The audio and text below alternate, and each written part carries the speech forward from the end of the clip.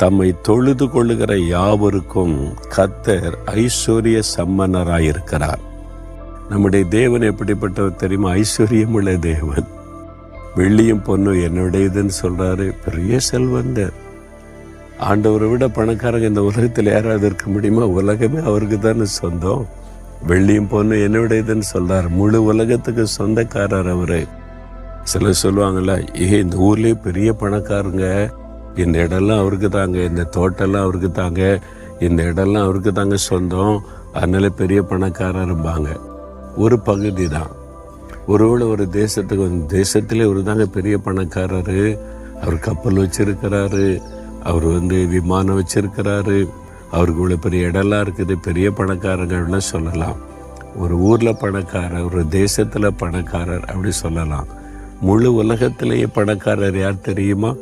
கர்த்தர்.